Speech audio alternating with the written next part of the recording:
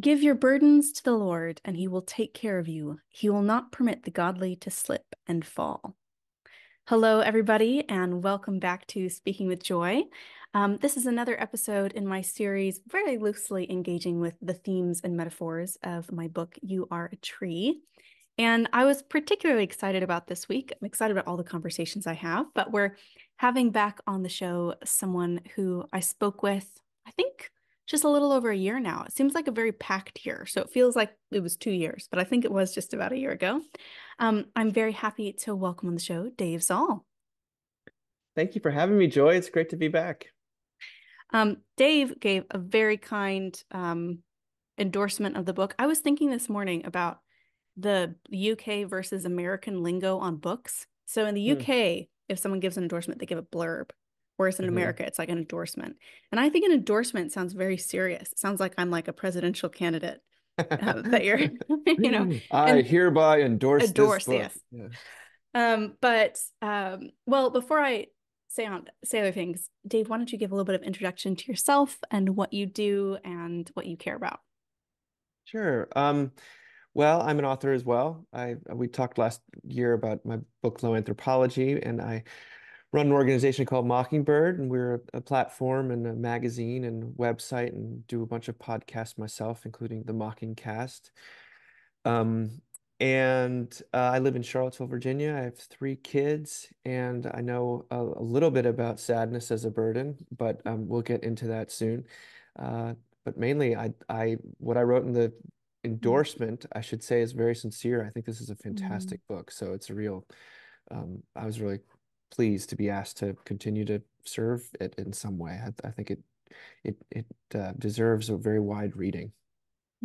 Well, thank you. That you're reading your words in the midst of all of the hustle and bustle and stress of getting a book ready and then launching it. I was thinking this morning about how strange it is to be an author in these times, because if you're an author, you also have to kind of be like a marketing manager and a and an IT person. I spent like an hour today trying to get my podcast uploaded on Spotify. And I was Ugh. just, yes. Anyway, but so to have kind of that encouragement in the midst of all that really meant a lot to me. And part of the reason that I wanted you for this chapter, you could have spoken to many of them, is that both in your book, Low Anthropology, but also I feel like in the general ethos of the Mocking cast and the Mockingbird hmm is kind of a an openness to talking about the various ways in which we are broken and dysfunctional and the ways that grace meets us in that. And but also kind of a lightheartedness sometimes in engaging that, a willingness to engage it quite seriously and heavily, but also lightheartedly. And I don't know how intentional that is as an ethos, but that is something that I have picked up is kind of a lot of the Mockingbird articles are what I would call achy. Mm. Do you think is that is that accurate? I love that word, achy. Yes, that's I that's actually I take that as a real compliment.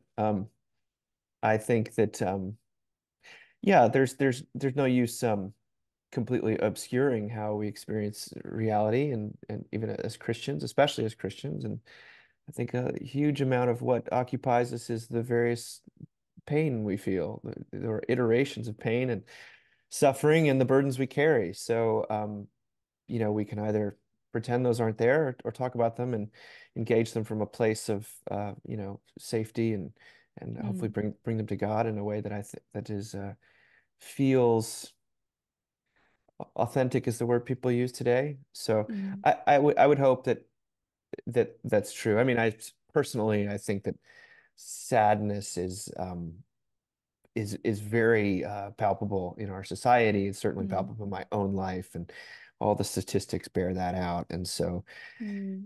if you're trying to address real people today and you're not talking about sadness, I sort of want to know what it is you are talking about. Absolutely. Do you think our time is sadder than other times, or people are sadder in it? Um, possibly, possibly. I mean, I think that there are like various conditions to which like the kind of ebb and flow. I don't think the Mm, sum of human suffering or burden really changes, but I think that it does have different shapes. And Mm, I remember Alan Jacobs talking about the great sin of our time is wrath, mm, and being meaning sort of like anger and rage, and the kind mm, of unchecked rage that goes on online and things like that. But I would say despair of a more existential sort is I don't want to put it under the category of sin necessarily, but it's discernible, I mm, think, in the way that we talk about the world and ourselves, mm. and it's also discernible in the statistics. So I don't We don't make any grand claims. I don't want to make too many grand claims, yes, but I do think that people are extraordinarily despondent. Yes. And so I can't really speak for the 1980s. It felt like a happier time to me, Mm. but I was, 10. So, Yeah, well, I mean, I think that overall the statistics do just seem to say that people are, you know, are reporting more depression, more anxiety, things like that. I also think that, the idea of rage being kind of the vice of our times is interesting because, if you've done any counseling in your life, someone has probably told you that anger is a secondary emotion, right? That usually anger is kind of like the defensive emotion we get to cover up either fear or sadness. And mm, I think that, or fear and despair. And I think that makes sense to me. I think that there's a lot of anger in the world because things feel very uncertain. So there's a lot of fear, and mm, it feels much more secure to be angry than to be afraid.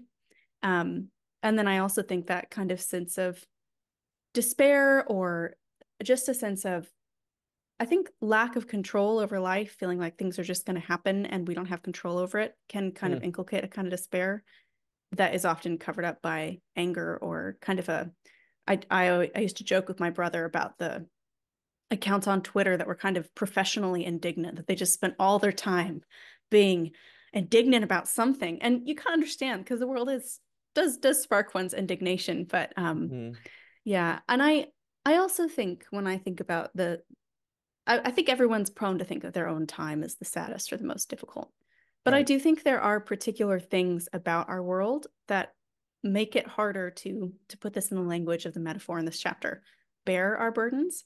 I think some of the other statistics about America is that there are more single people living alone. And that's not to make a comment on marriage, it's to make a comment on we're just so not bundled, or we don't kind of live in communities. And it's not that living in community solves everything.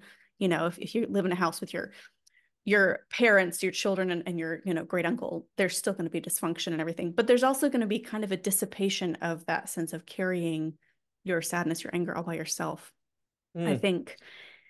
Yeah. Yeah, So I there's no question about the loneliness statistics and the way that mm, life is set up simply to atomize us and to not. This past week, I mean, listeners be interested. We're not only recording this during Lent, which is a mm, time in which we do sort of intentionally re-engage with the grief as a real mm, part of the Christian story.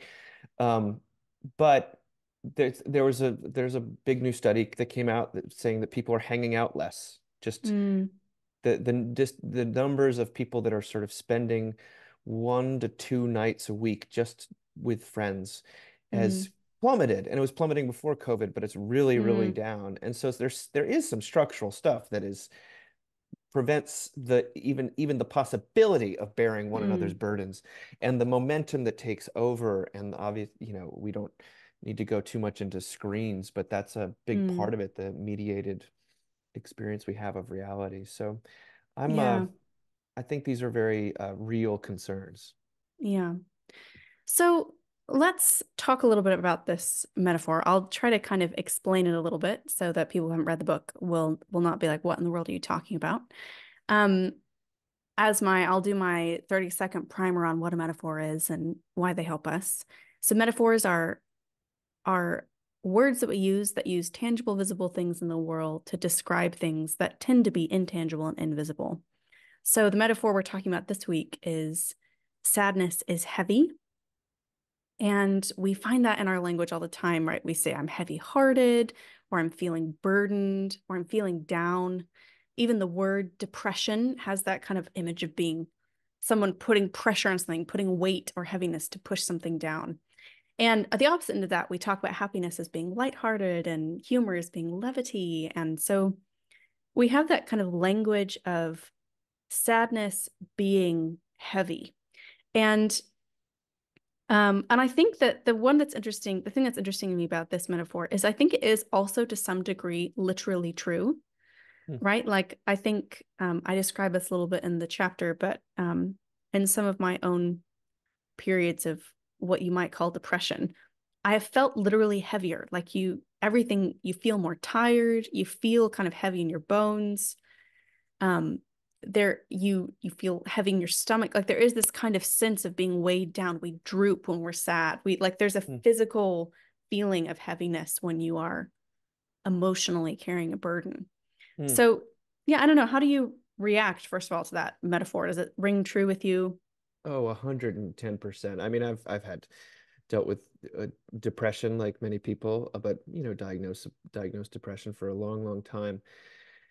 And I've loved your description of it. I mean, love is maybe not the right word, but I felt it was ex profound. It connotes the drooping is the sort of Charlie Brown or even from Arrested Development, the no, no, no, no, like Yeah.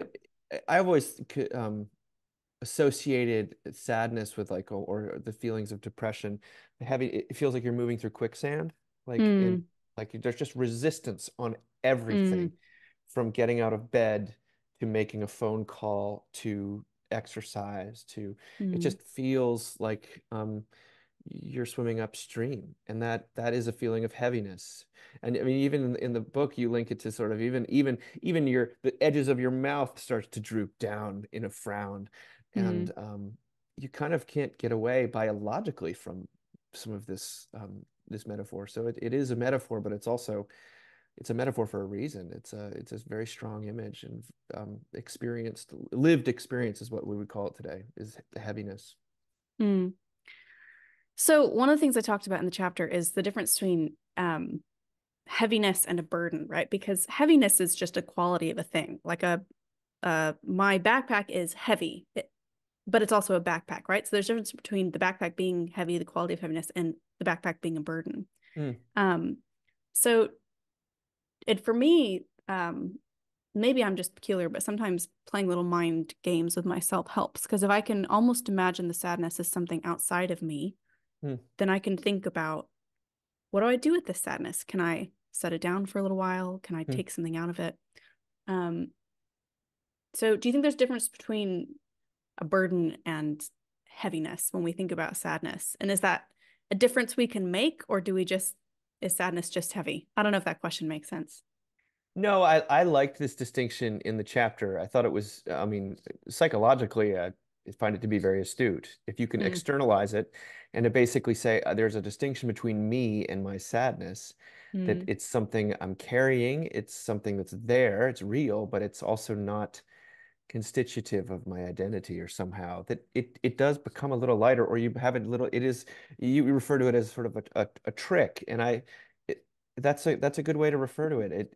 It does somehow, in conceiving it as an independent thing that does have weight, or at least emotional substance, um, it does lose a little bit of its punishing aspect, mm, and it allows you to conceive of something that you might share with another person, and or mm, put down for a little bit. I think that um, those who haven't read the book yet are in for a treat when it comes to the way we talk about bearing each other's burdens as mm, Christians, as humans. But that's it's there's such a thing as a load, I think you talk about, mhm, that's sort of mhm, just what we carry, and these aren't necessarily bad. Burdens are a part of life.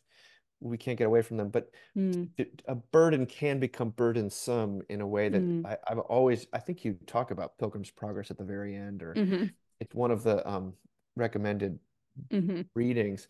But that's always, I read Dangerous Journey as a child, I did too. the children's book about, and there's very, very vivid illustrations of the Christian with this huge burden on Mm, his back. And so that mm. was in my mind as I was reading it. I'm very glad to hear that you also read that, Graham. What a terrifying, like the illustrations are absolutely terrifying, aren't they? They're very dark. They stick with a person. There's no question that like it's all in my sort of the closet of horrors that my mind can conjure up. I know. Oh, And I read it as a kid, but I think there was some element of kind of like dark fascination with it because I feel like as a kid you kind of have all these fears of dragons and stuff. So there's something kind of like psychologically gratifying about having this book that my parents gave me that was full of nightmares. I remember there was one particularly terrifying page.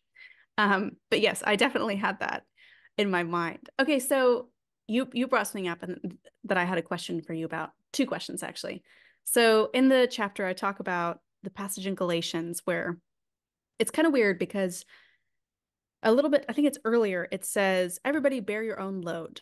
And then it goes on to say, this is the new law that you should love one another and bear each other's burdens and so fulfill the law of Christ. mm, So it's kind of this funny thing because first it tells you carry your own load. And then it says bear each other's burdens, right? Which kind of seems contradictory because it's like carry your own thing, actually carry each other's things. And the distinction that some have made is that there's kind of a difference in the words that are used. One is I'm not going to try to describe them in Greek because I will get it wrong. But one means like, you know, your daily load. So it's like the word you would use to describe a vendor taking their, you know, their wares into the shop. It's kind of like you have to carry it. Or, you know, in my own case, it's the microphone I had to take into work. It's just a part of your daily stuff. It might be heavy, but it's what you have to carry. mm, And then a burden is the sense of something that's heavy. It's like a rock or something that is too much for a single person to carry. And so what it seems to be saying then is you kind of have to carry your own load, right? We all have we make choices, we make choices that bring us burdens in life. We marry, we have children, we have jobs. All those things come with some kind of load, whether it's a sadness or just responsibility and all that. But then there are things that we experience in life that are a burden. They are too much for us to carry. mm. And so I maybe you don't share this. I have like a deep, and I talk about this in the book. I have a deep desire to not be a burden to other people. And I usually, if I start feeling, you know, really sad or really heavy, I think, oh, I'm just being dramatic. That's like my self-narration. And a part of me, I hope becoming more mature, has been basically learning to give people a tiny bit of my burden a little bit at a time so that I don't have fantastical breakdowns rather than, you know, carrying my huge boulder to the point where I get crushed under it and then everybody has to do triage and it's all very stressful. Um, so why why do you think we're so there's two questions in this. I'll tell you both and you can pick whichever one you want to ask first. I think people are generally hesitant to ask other people to help them bear each other's burdens. Mm. So why is that? Why are we so afraid to um, both to carry other people's burdens, but also to ask for help when we need it, when we have a sadness that is too heavy for us? Why do we find it so difficult to ask for people to help us carry our burden? And then the flip side of that is, how do you tell the difference between a load and a burden? These are great questions, and I don't necessarily have the answer, but Me neither. I have some thoughts. I think that the if you want to kind of get slightly more meta, sometimes the nature of the burden is Mm, a refusal or a hesitancy about being a burden, meaning mm, like um, trauma is a burden. You know, it's an overused word these days, but it is a way. You know, you talk about how when emotions or terrible experiences aren't dealt with, they get passed on, and these mm, burdens we don't choose them.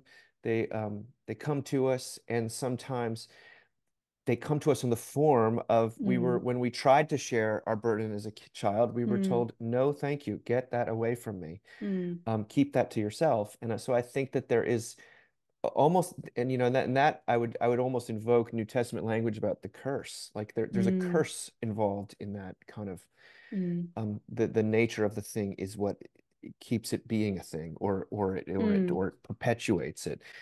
Um, but I think, I mean, there's clearly the pressure to be self-sufficient that we imbibe from the culture, but it's also right there in the Garden of Eden.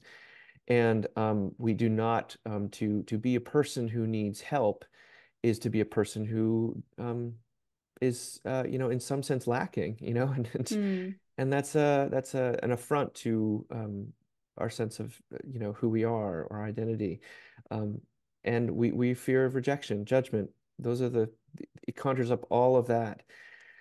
So even though there's plenty of invitation in the New Testament and not only that, in the liturgies of the church to lay your burden down, to mm, bring your cares and concerns to God. Um, I think that there's an equally strong current within us and outside of us that is telling us, mm, don't you dare do that mm, because it's only going to make things worse. So I guess what I'm saying is I understand how these things can mm, come about, and it's part of the work of the church, mm, work of discipleship, the work of growing in mm, faith is recognition mm, of our resistance to being a burden, which is or at least acknowledging that that's part of the burden we're carrying. mm, Um, and I love there's a moment in there, Joy probably you wouldn't might not trumpet this, but there's actually a kind of a beautiful paragraph where you talk about drama and your own propensity for it and kind of there's a sense of self-acceptance that like this is just how I was born. I'm a little dramatic, and that's okay. Um, mm, and you are laying a burden down in print in that, but you're also acknowledging that sometimes it bubbles up and it becomes a burden to other people. And maybe the task of life is figuring out how to minimize that slightly. But as you say, like so beautifully in the book, like to avoid sharing our burdens with other people, we're actually avoiding love. We're refusing them the opportunity to care for us. We're in some sense we're actually refusing the Holy Spirit.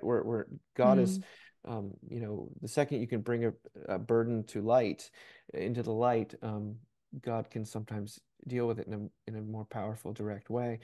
And there is a slight narcissism, I guess, or at least mm, self-orientation of keeping these things to ourselves.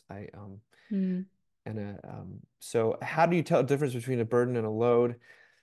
I don't really know. I think I would err as a person who's sensitive to the suffering of others. I would err on the side of considering things burdens rather Yeah. than loads. Same. Just to sort of because I know that my own tendency is to minimize Mm, in a way that actually compounds suffering. And so I would encourage people to say that thing that you're carrying is even if it's not a burden now, it's going to become one, or it has become one. yeah. Uh, and that's where the language I think of baggage and luggage that you Yeah. you bring in is so helpful. We talk a lot about baggage today. We talk about religious baggage. We talk about relational baggage, Mm, um, baggage from our upbringing, and that a lot of times like you can't avoid it, but mm, it drags you down, and mm, it's very hard to embrace another person if you're carrying two huge mm. suitcases full of fear and Yeah. sadness. Yes, Right. exactly.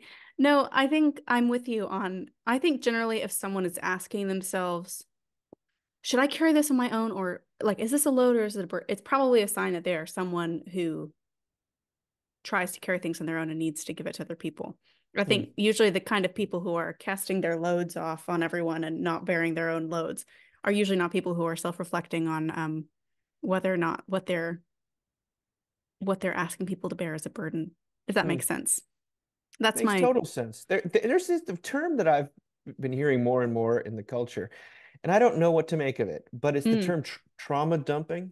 mm, Elmo asked the whole world how they were doing on Twitter, and they said that the response was trauma dumping. Everyone on Twitter was saying, "Oh, Elmo, we're not doing so great. The rent is mm, high. My girlfriend dumped me, etc." And I don't know if that's the same thing as um, being overzealous and like dumping burdens on other people without mm, them volunteering for it. But it did reflect to me something of the fact that maybe there are some people who are dispositionally just constantly, quote unquote, venting or unloading on other folks. But it mm, seems to me I don't fall into that category. I sympathize much more with your descriptions of being reticent about Yeah. it. And I think most people do. Like I think that's general. I think most people need more encouragement. And I think actually, when you think like from a psychological level, someone who is good at being like, I'm sad. Can you support me? Thanks for your support. I'm feeling better. You're like, wow, you were very securely attached. You know what I mean?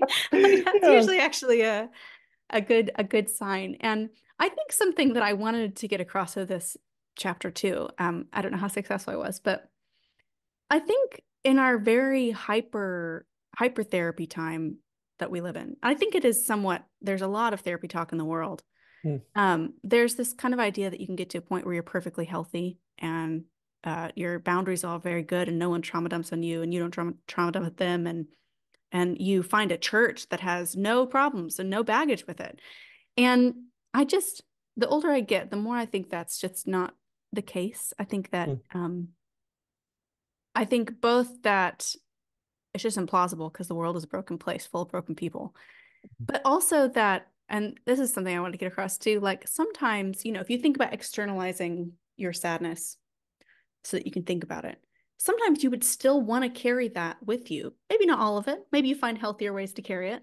But a lot of the things that we carry in life are because we love people or because we're mm, from a particular background that had particular complications.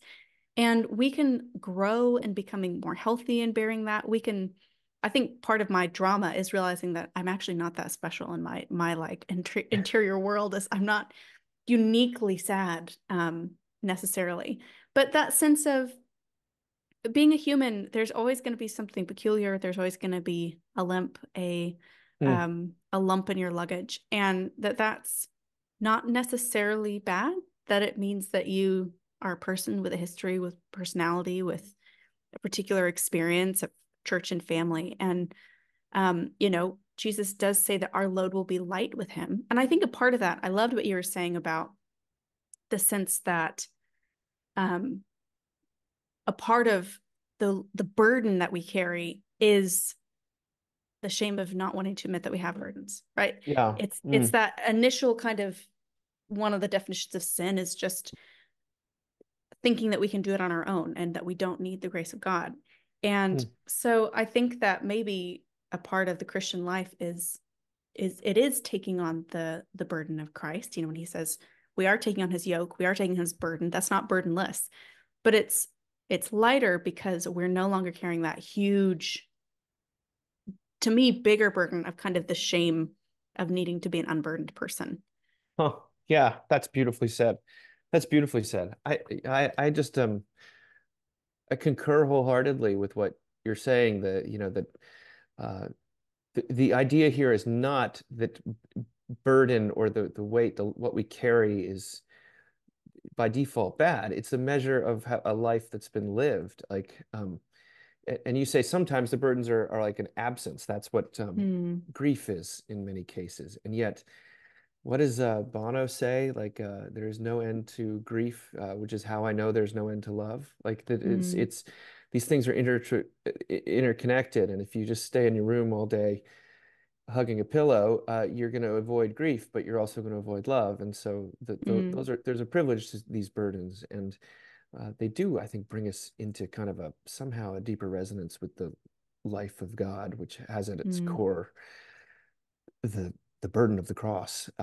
With mm, you make that connection explicitly. mm, But yeah, it's I don't really know how one classifies these things completely. Um, no. and the point of life is not necessarily to eliminate burdens. That's not what you've said in the book. It's Mm, almost like to have you almost it's a process of choosing which burdens you're going to carry, and making peace with the fact that there are burdens that are worth carrying, and then the unloading the shame that just that that mm, that that that amplifies the mm, burdens and almost like metastasizes them in a way mm, that can consume you. Um, mm. your discussion of shame and humor, I thought, was really trenchant and powerful.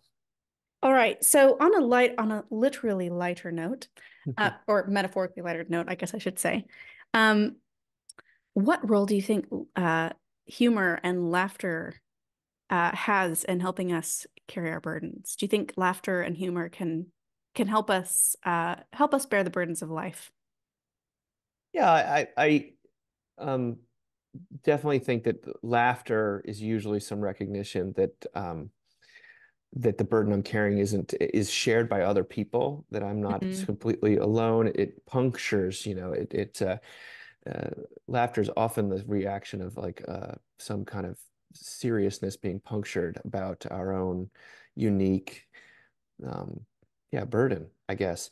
And there's a you too, like meaning like oh, you feel this too, mm, commiseration that comes along with laughter. I mean, it's like the mm, naming the thing that people don't want to name, or naming it in a novel way that mm, it just gives us a little distance and mm, perspective, you might even say, and like pokes fun at mm, the gravity of the situation without like undermining it entirely. I wonder today, stand-up comedy has become such a almost spiritual vocation for mm, in our culture, and it's taking up more and more of like a religious function for people, I think. And one mm, of the things that it's doing is people feel recognized, they feel absolved in a way, frankly. mm, I don't mm, know if a stand-up comedian can actually absolve a person, but there is a they're serving some kind of enlightening function that we're mm, desperate for. And shame is so omnipresent.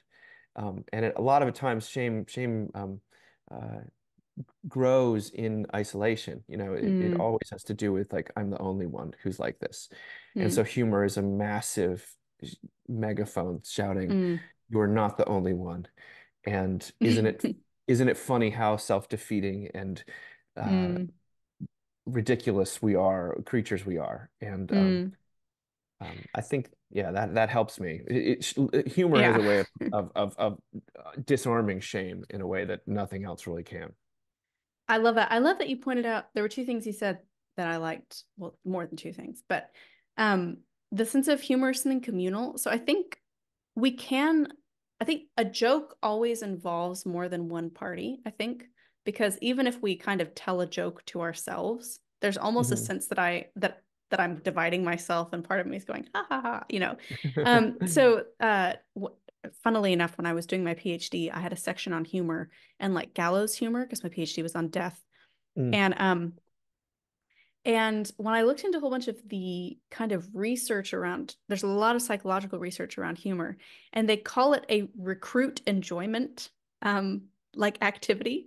So mm, humor is on a psychological level, it's like inviting other people to enjoy or be amused by something. And I think so maybe there's that sense that just to laugh because a joke or making fun of something or making light of something has to involve me inviting you or someone, even if that someone is me, to look at something. It kind of reminds you just that you're not alone. Humor mm, is in itself, it's a communal activity that helps you, makes you feel like, I love that you use that word recognition, that I recognize myself in you. We recognize this thing that is making us feel heavy and frustrated. There's just a sense that humor itself reminds us we're not alone, mm, um, which I really like. And I think that's why people love stand-up comedians because it's especially when they're doing kind of clever social critiques or whatever. It's kind of a way of us all being like, "Can you believe this?" You know, and there's a sense that doing that with other people somehow lightens the load. And I think humor also helps us, you know, when we're talking about the kind of trick of externalizing your sadness. I think humor kind of naturally does that because and this is something a lot of the psychological research says as well, humor involves a real cognitive aspect because you mm, have to get a joke, right? Like you have to, mm, sometimes we'll see something slapstick, but like most of the time, humor is when someone invites us to see something and see the irony or the humor or the oddity. So there's a cognitive thing we're doing, which is looking at this aspect of ourselves or society or an interaction.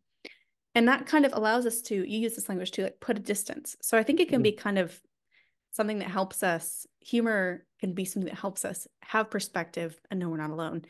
And that's huge for trying to bear burdens. To know that you're not alone and to have a different perspective really helps. Yeah. I mean, what else? That's what do they say in G.I. Joe? I mean, that's half the battle, like more than half the battle, probably. Yeah. But I think it's also interesting because uh there are also a lot of really uh depressed comics. Like that's also a thing. 100%. I mean, a lot of times their humor is their way of dealing with sadness. And you Mhm. point this out. I mean, I think that let's not worship at the altar of humor because, as wonderful as laughter is, we can still it's not going to save us. There's not Mhm. it's a great thing and it's a wonderful gift of God. But there are, yeah, as you said, miserable comedians out there who Mm. are, in fact, aggravating our burdens rather than taking them away or lightening them. And I think that it kind of depends on what kind of humor we're talking about. Mm. Um, but there's a cynicism about the world that can be nihilistic in its totality. And it's almost there's like what would you call it? Like a sadistic element to Mm.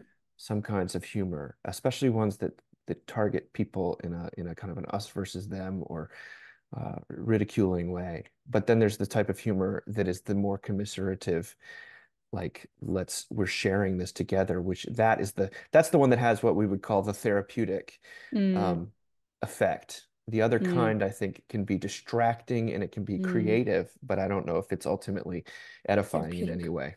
Yeah. Mm. Yeah. And I think there's also the kind of laughing till you cry um element of the therapeutic laughter, which is both the sense that you literally cry sometimes when you laugh hard, but also the sense that there can be a release. Also, that's interesting. I was thinking about that recently. The word release that we use like for crying or for laughing, that's also a weight metaphor. You're letting go of something. You're setting it down for a Totally. little bit. Um, but yeah, I think there's like a soft kind of humor, like a humor that makes you laugh so hard you feel vulnerable versus the kind of humor that um, makes you feel more alone, I think, or more separated from other people. So I we're getting near the end, but I wanted to talk about a final practical takeaway for our listeners today, which comes from none other than the very practical philosopher theologian Thomas Aquinas. Mm, So in the book, I talk about how, Aquinas has this, I have the stats. Summa Theologica, which has 2,669 articles and 1.8 million words and was mm. unfinished when he died. And it covers a lot of things, including, divine simplicity, arguments for God's existence, etc., etc. But one of the things it covers in typical kind of nerdily thorough and precise way is, quote, the remedies of sorrows. Mm. And he offers four that he thinks are good remedies for sorrow, good relief of burdens. And that is friends, tears, the truth, and baths. So I thought we'd just talk about these. Do friends help assuage sorrow for you? Absolutely. I think there is real truth to like, sorrow shared, it Sorrow halves halved. it is Mm-hmm. sorrow halved. I think and joy shared is joy doubled. Mm. Um, no pun intended. But I think it's yeah, friends, absolutely. How there's nothing sadder than someone Mm. who's alone, or Mm. loneliness. Or let me put that differently. Lonely, because you can Mm. be alone and not be sad, but loneliness is One of the absolutely heaviest things. crushing. Yeah, Crushing, that's another weighty. yeah, burdensome. Yeah. Yeah, Yeah. it's everywhere. Um, Once you start thinking about this, by the way, yeah. you're not inventing what you're talking about. This is like No. empirically true. This is how we think of these burdens. Yeah. Yeah. Well, and cognitively, there's lots of other more impressive scientist people who tell us that we use these words for reasons. I also think, like for me personally, sometimes even if I don't go and share my burdens with friends, even if I don't go and say, this is what I'm feeling sad about, just being around other people is Mm. brings light. I think a greater sense of lightness to my soul sometimes. Mm. Sometimes the problem is you have to make yourself get out and be with people and if you have sand in your limbs or are going through quicksand, that feels like a bridge too far. But I do think friends offer that. Um, yes, do any of the rest of these catch your eyes? Friends, tears, the truth, and baths. Well, I think in your book you talk about baths and naps as being, Mm, that you'd sort of gently affirm the mind-body connection, which I think is um, very, very, very helpful. Sometimes a snack is what you need, or for me it's often like I need to get some exercise mm, and just get my you know reassert some sort of physical activity. But Joy, it reminded me of this wonderful poem by Mary Carr called "The mm, Voice of God." And I want to read it to you. It's very short, but it is. I didn't realize. I think she's probably drawing on Aquinas because she's, mm. Roman Catholic and would be familiar with this. But she says this. She says 90% of what's wrong with you could be cured with a hot bath, says God from the bowels of the subway. But we want magic to win the lottery we never bought a ticket for. Tenderly, the monks chant, embrace the suffering. The voice of God does not pander, offers no 5-year plan, no long-term solution, nary an edict. It is small and fond and local. Don't look for your initials in the geese honking overhead or to see through the glass even darkly. It says the most obvious crap. Put down that gun. You need a sandwich. That's so good. There's humor there. There's also sort of like God actually works through these small things, and a bath, a nap, a snack, a run. Um, in my own life, I've almost embarrassed by how effective these things can be. It's not there's such a thing as a crippling burden that makes you lose your appetite, that makes you Mm, unable to sleep, that makes you, uh, you know, uh, I don't know if there's really something that makes you never want to take a bath, but not want to get out of bed sort of thing.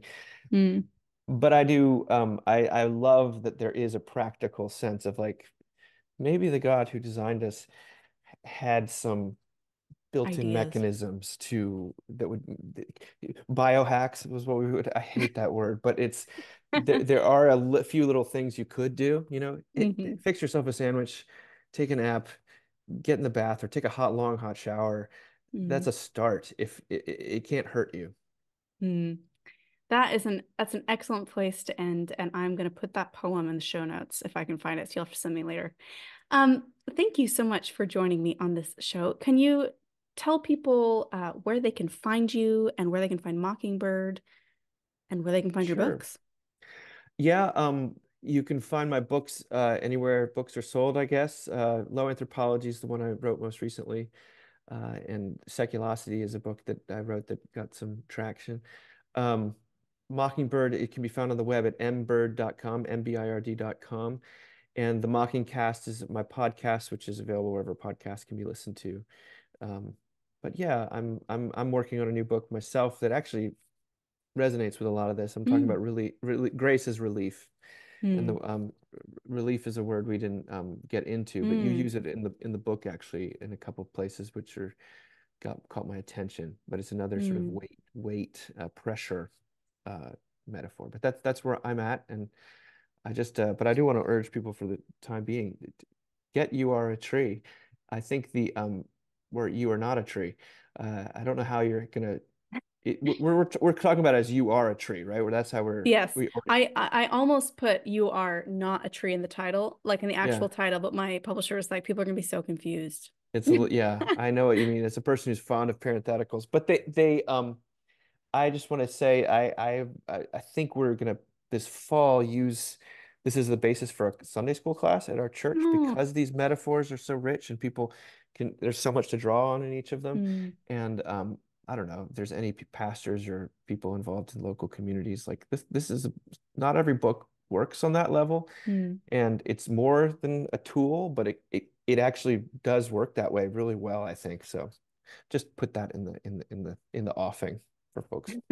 Thank you. That is a great shout. And I actually kind of would, I would be, I didn't write it with that in mind, but I would be delighted if people use it in that way. And I also have kind of offered to to a limited degree, if people have like a book club or a thing, I'm always happy to do a Zoom in at some point. Hmm. And so if people are listening and want to do that, let me know.